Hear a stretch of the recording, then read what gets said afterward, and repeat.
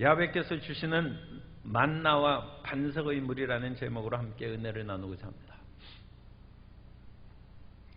인간이 먹고 사는데 의식주의 문제가 중요하죠. 의식주의 문제는 인류의 오랜 역사를 통하여 전래되어 온 것입니다. 오늘 우리가 입고 있는 옷도 이게 굉장히 발전되어서 인류를 보존한 것입니다. 아득한 옛날에 네안데르탈인이 추운 지방에 살다가 바늘을 못 만들어 가지고 멸종하고 말고 바늘을 만든 크로마뇽인이 살아남았습니다. 옷이 시작입니다. 이 바늘이 굉장히 중요한 것이죠. 이 바늘을 끼워서 어찌 옷을 만듭니까? 가죽의 그것을 이어 붙여야죠. 천을 이어 붙여야죠. 옛날에 농경을 시작하게 되는데 사람이 먹고 살 것도 없는 그런 수렵 채집의 상황에서 씨앗을 뿌린다는 것은 생명을 거는 것입니다. 지금 먹고 살아야 되는데 그것을 한 가마니를 뿌린다고 생각해 보십시오. 이게 무슨 정신 나간 짓이냐. 그런데 그것이 5개월, 6개월 지나서 씨앗을 거둔다는 그 보장과 그 생활의 안정, 언제 어디로 떠나가 이동할지 모르는 그런 절박한 생활을 하는 사람에게 그것을 수확하고 거두고 내 소유로 한다는 그 보장, 오늘 옛날에 그게 있겠어요? 그 심어놓은 걸 아무나 가져갈 수도 있지 않습니까? 일용할 양식의 문제를 해결함으로 인류의 문명이 시작하고 인류가 보존된 것입니다. 그런데 인간이 어찌 빵으로만 살겠습니까? 하나님을 어떻게 해서 우리가 믿었는데 그 만난 하나님을 자손 대대로 전해야죠.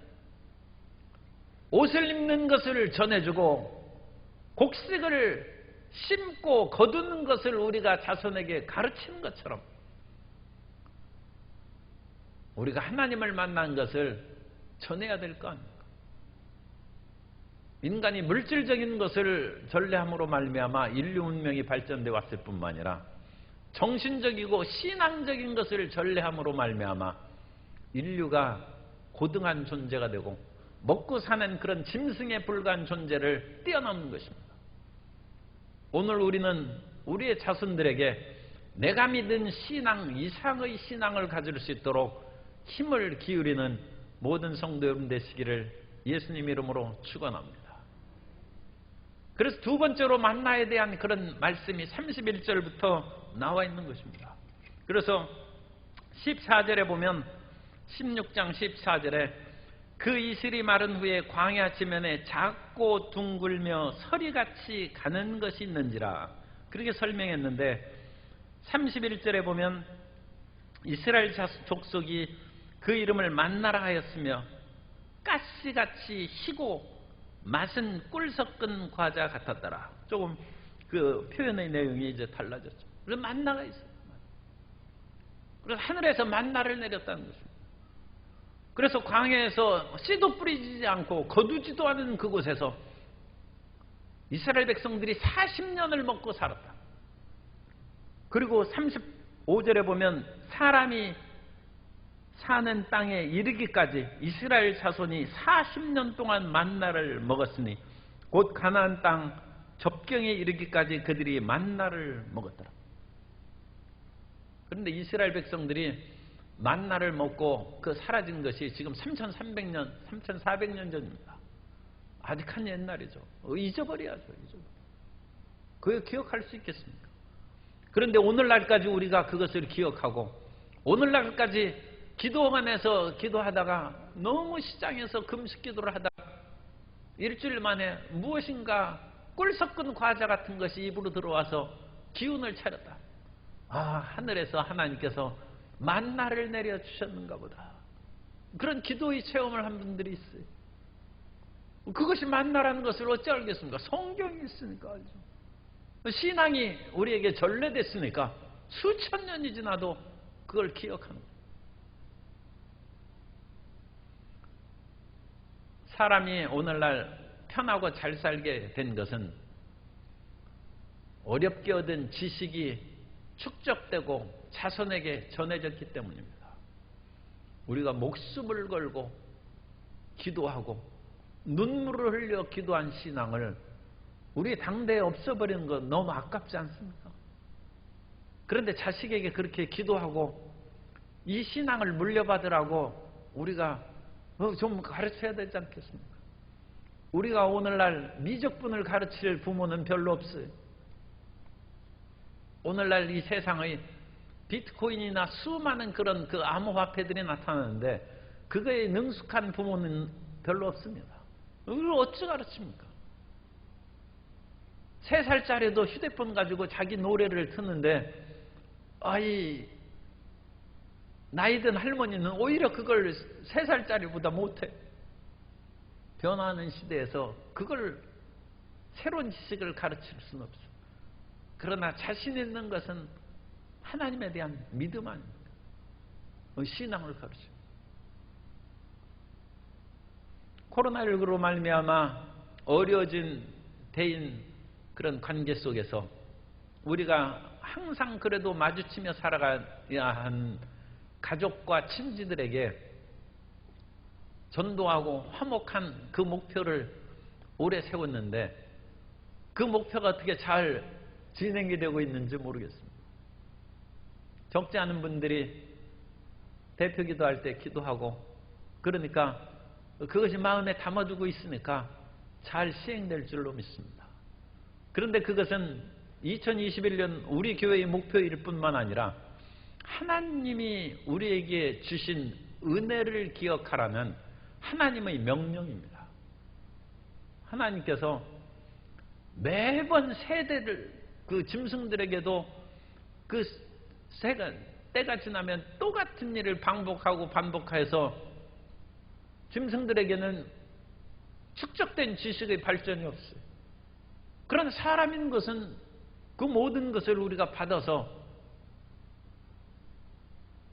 시행착오를 줄이고 더 발전되고 더 한 단계 높은 삶으로 나아가는 것이 인간됨의 삶이라면 우리의 믿음이 10년이 가고 20년이 가고 한 대를 가고 2대를 가고 3대, 4대, 10대를 넘어가면 믿음의 견고함이 더 퍼져나가야 되고 온 사람들에게 온 자손들에게 확고히 심어져야 될 줄로 믿습니다. 그러므로 하나님께서는 이제 하늘에서 만나를 내려서 백성들을 먹이실 뿐만 아니라 만나를 내린 것을 통하여 너희가 하나님의 살아계심을 믿으라는 것이고 그건 우리 당대의 문제죠. 그래서 우리가 하나님을 믿었어요. 정말 하나님께서 우리에게 일용할 양식을 주시는구나. 내가 아무리 그야말로 새벽에 일찍 일어나고 저녁에 늦게 누구하여 수고의 땀을 흘릴지라도 하나님께서 돕지 아니하시면 내가 먹고 살 수도 없고 출세할 수 없다는 것을 우리가 깨달았어요. 자기 자신의 믿음이죠. 그러면 자기 자식들에게도 그걸 가르쳐야죠. 아무리 아침부터 저녁까지 공부한다고 해서 시험에 붙고 성공하는 것은 아닙니다. 하나님이 돕지 않으면 하나님께서 문을 열지 않으면 그러한 성공과 축복을 이룰 수가 없는 것이죠. 지난번에 카자흐스탄 선교사님이 그 아들이 2명인데 제가 가서 보니까 한 10여 년 전에 거기에서 그렇게 낯선 사람들하고 외국 그 정말로 낯선 땅이죠. 왜 살고 있으라.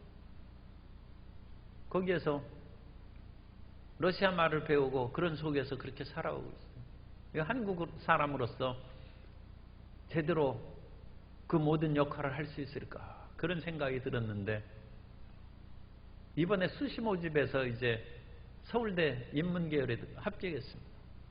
그래서 제가 그 얘기를 한번 했기 때문에 합격증을 그렇게 찍어가지고 저한테 보내줬더라고요. 그래서 그런 속에서도 하나님을 의지하고 그러니까 아마 한국에서 그냥 목회했다면 서울대학 아들이 못 갔을지도 몰라. 그것도 실례의 말이긴 합니다만 못 갔을지 몰라요. 그런데 저 아득한 카자흐스탄에서 공부하면서 서울대를 들어갔어요. 사람이 하나님을 경외함으로 길을 열고 살 길이 열린다.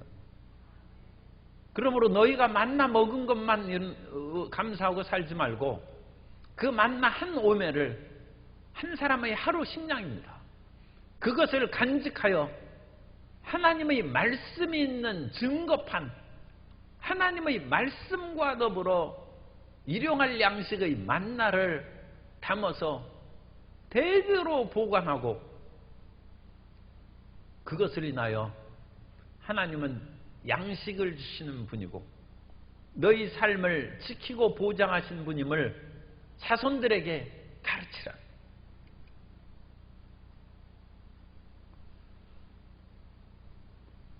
성경에 제가 젊었을 때는 그 자손 대대로 가르치는 것을 요즘처럼 얘기를 안 했어요. 내가 믿으면 잘 믿으면 됐지 해가지고 그런 자식 생각도 안 하고 후손에 대한 그런 생각을 안 했어요.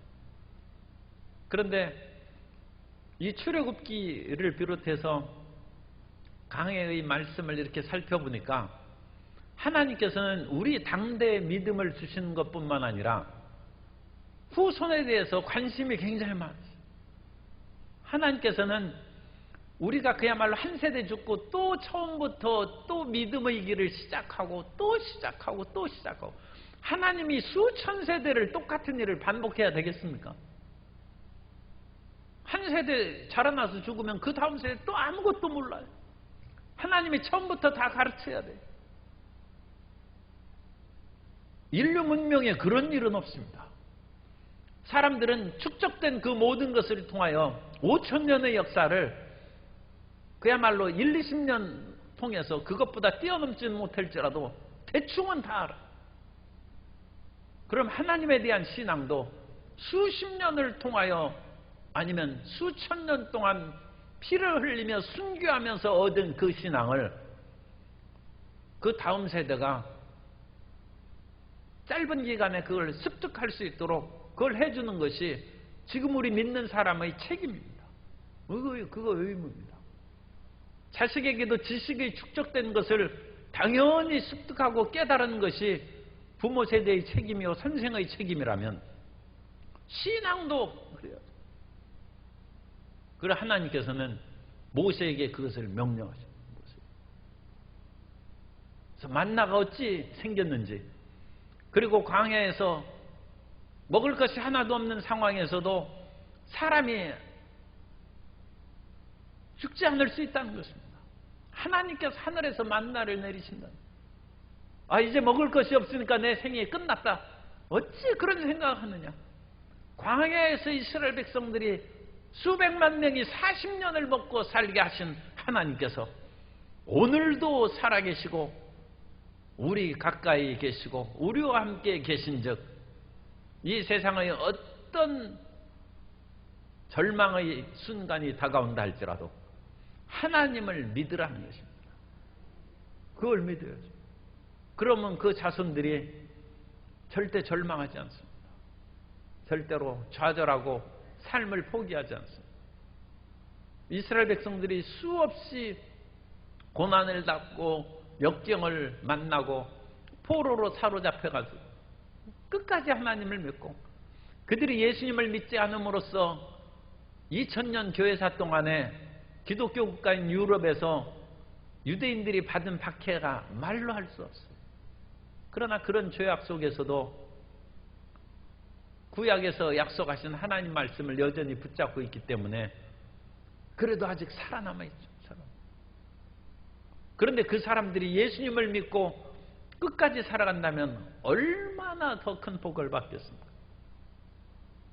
오늘 우리는 유대인들이 그림자로 믿은 말씀을 오늘 예수님을 믿음으로 완전한 실체를 믿고 있습니다.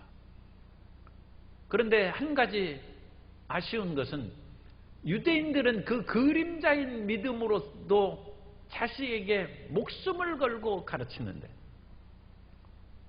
실제고 온 예수 그리스도를 만난 기독교 국가에서 목숨을 걸고 자식들에게 복음을 전파하는가? 이게 상당히 아쉬운 그런 면이 있어요.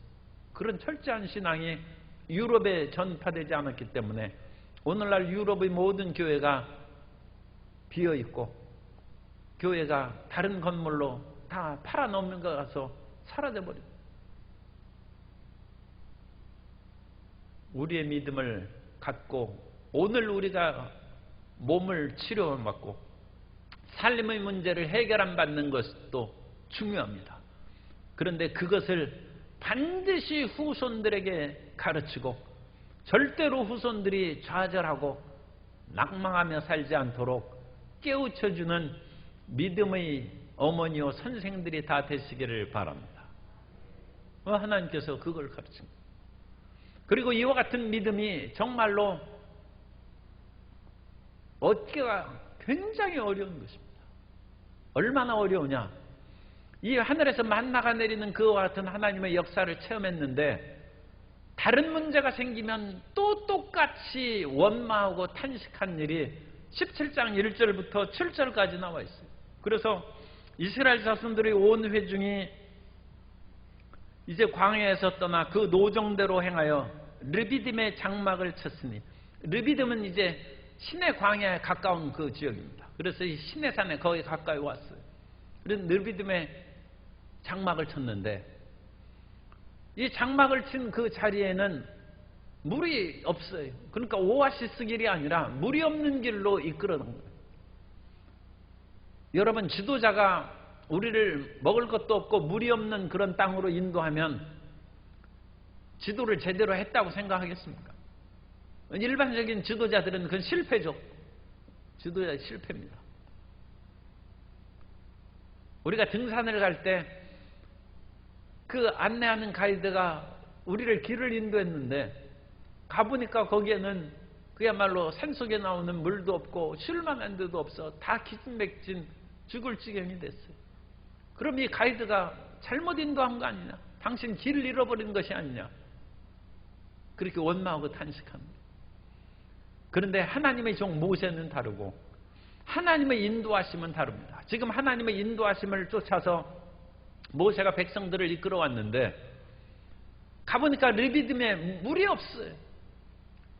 그러면 그것은 모세의 인도가 잘못된 것이 아니라 하나님께서 무슨 일인가 또 놀라운 일을 행하시겠구나, 그 일을 기대해야 믿음을 가진 백성이죠. 그런데 이스라엘 백성들은 그렇게 생각 안 했습니다.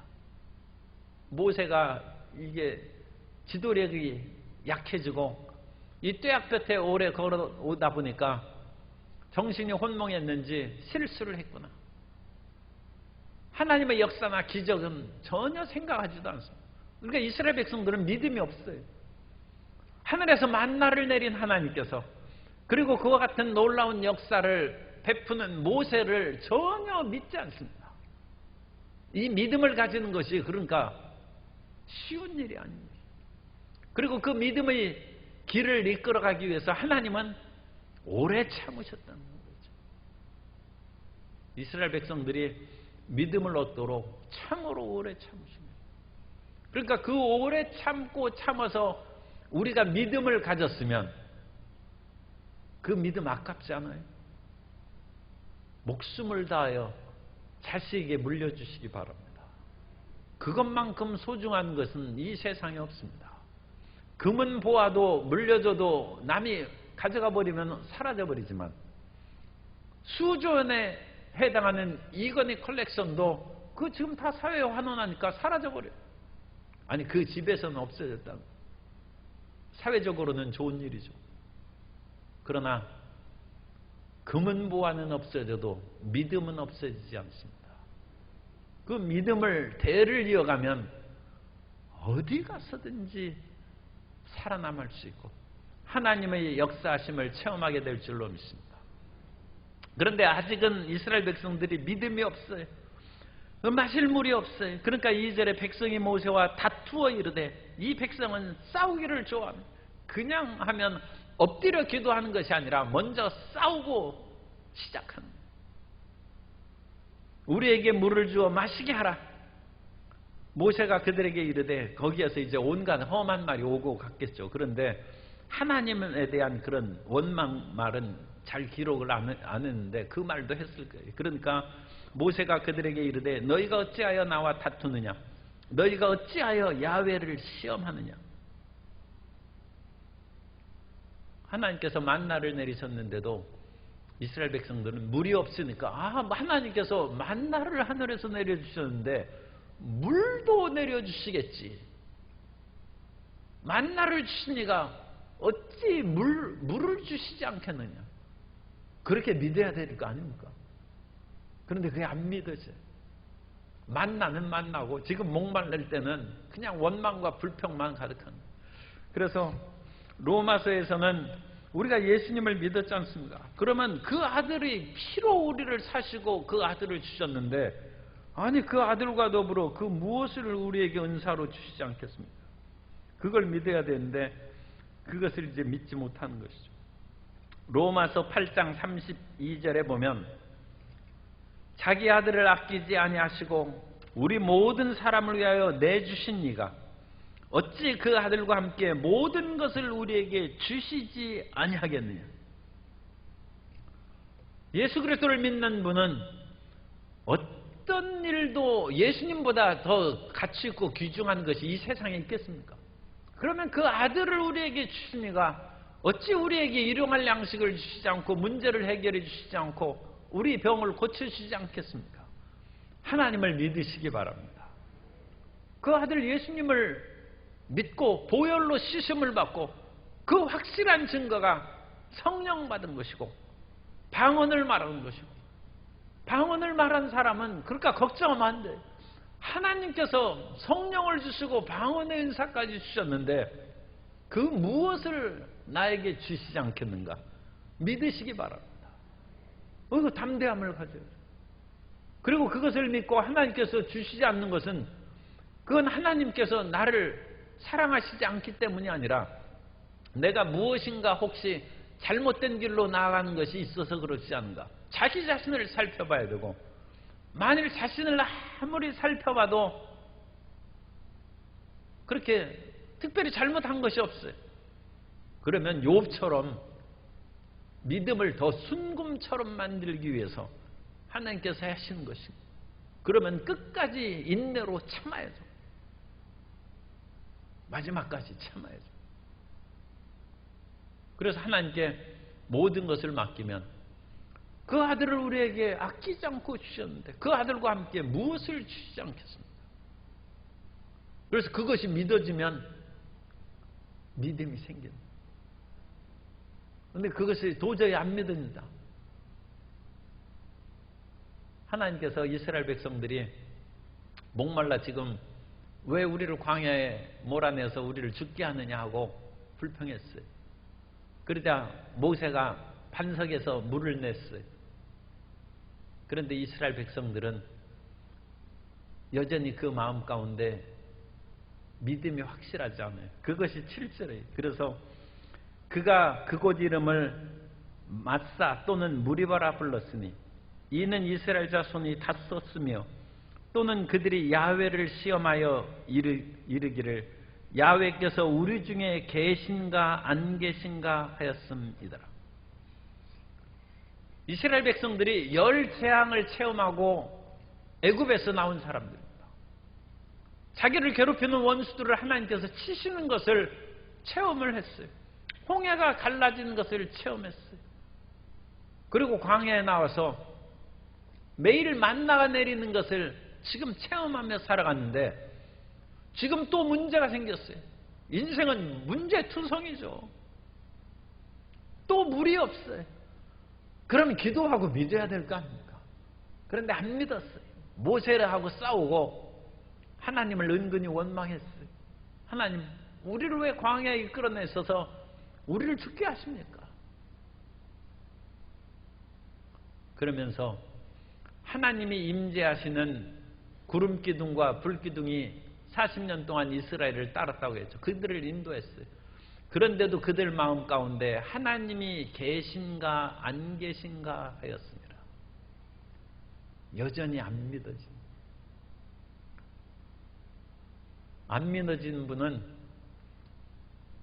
더 하나님을 의지하면 하나님께서 예수님의 보혈로 씻사 하나님을 아빠 아버지라고 부르게 했는데 믿음이 마음 가운데 자리 잡도록 인도해 주실 줄 믿습니다. 그리고 그 예수님을 믿는 사람은 하나님께서 이 귀한 믿음을 주셨은즉 감사합니다 하고 항상 감사로 기도하시기 바랍니다. 그러면 모든 것을 합력하여 선을 이루시는 것입니다. 아브라함이 창세기 15장에 보면 가나안 땅에 들어왔는데 얼마 지나지 않아서 하나님께서 분명히 너로 큰 민족을 이루고 그 땅을 주신다고 했는데 땅은 주실 기미도 보이지 않고 자식이라도 낳아야 되는데 자식을 낳지 못해. 그래서 자식을 아무래도 못 낳을 것 같아. 그래서 자기 집에 있는 종을 그냥 후계자로 삼아서, 왜냐하면 나이가 들고 아브람과 사레가, 아브람이죠. 아직 이름을 바꾸지 않아. 아브람과 사레가 나이가 들어가니까 이거 죽으면 누가 묻어주나, 사람이 또 그것도 걱정해요. 그러니까 후계자를 세워서 양자를 삼는 것은 고대에 그와 같은 책임을 갖습니다.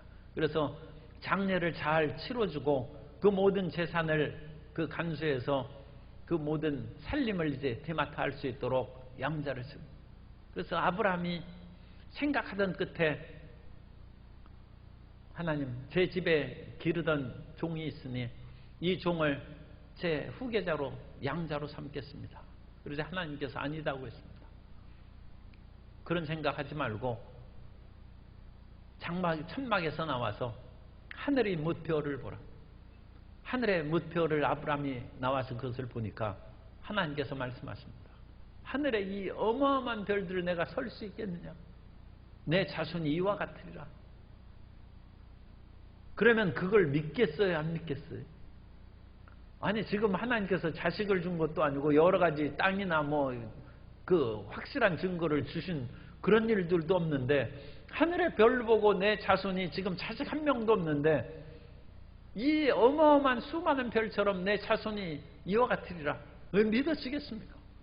그런데 성경에 보면 창세기 15장 4절 이하에 보면 야훼의 말씀이 그에게 임하여 이르시되 그 사람이 내 상속자가 아니라 내 몸에서 날 자가 내 상속자가 되리라 하시고 그를 이끌고 밖으로 나가 이르시되 하늘을 우러러 무별을 셀 수 있나 보라.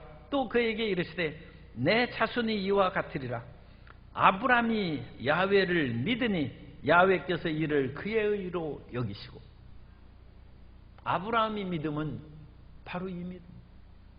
눈에는 아무 증거 안 보이고 귀에는 아무 소리 안 들리고 손에는 잡히는 거 없고 앞길은 칠흑같이 어두운데 아브라함이 믿었다. 우리가 오늘날 그 순복음교회 다니면 적어도 한 번은 병을 치료함을 받았고 또 방언을 말하지, 귀신이 나간 거 그런 것도 보지, 온갖 것으로 인해서 체험이 많습니다.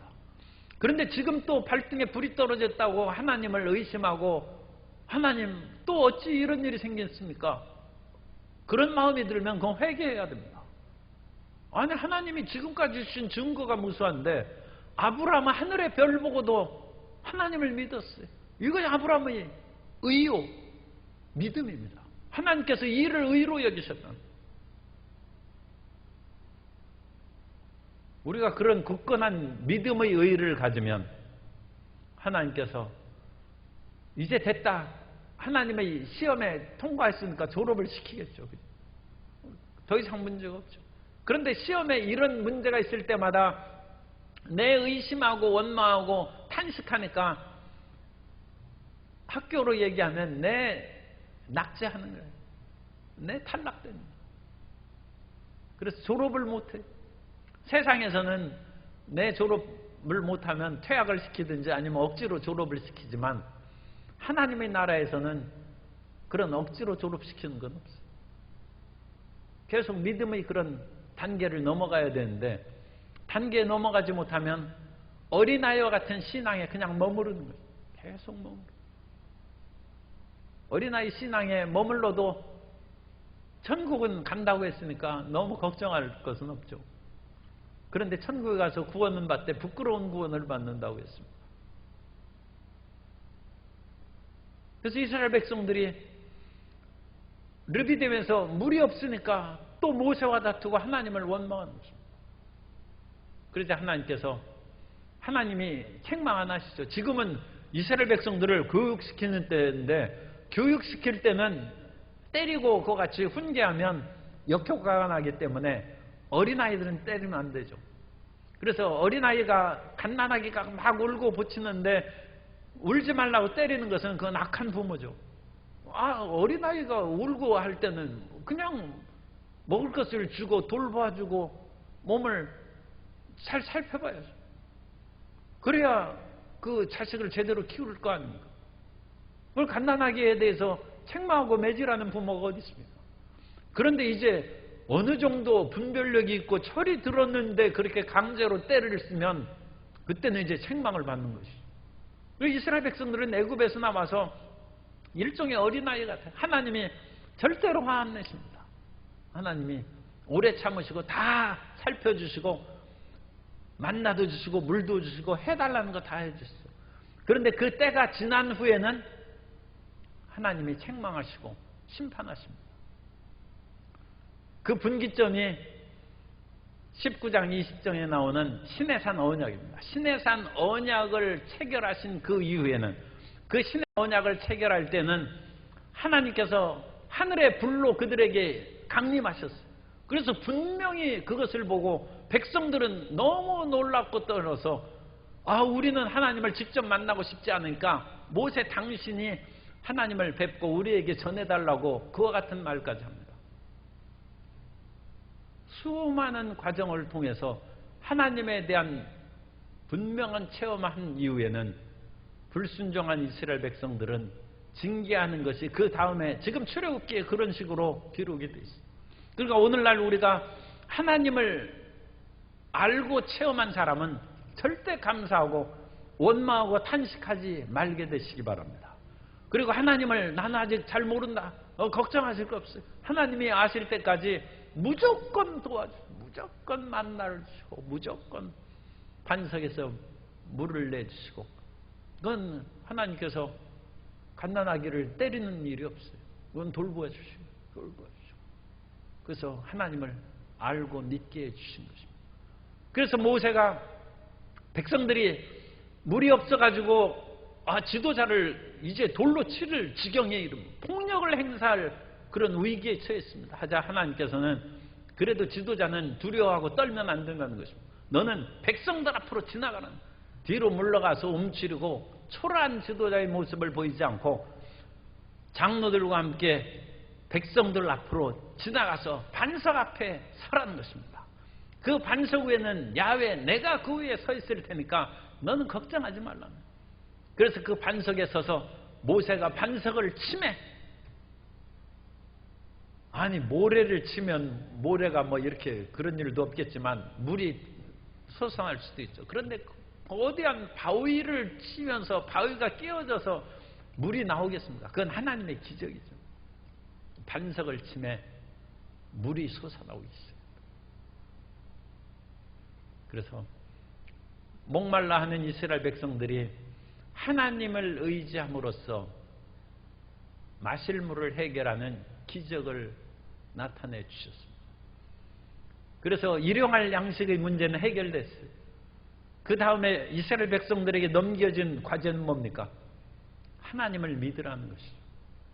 그리고 하나님을 믿었으면 이스라엘 백성들에게 다음에 해야 될 일은 그 믿음을 내 후손에게 심어주라는 것이죠.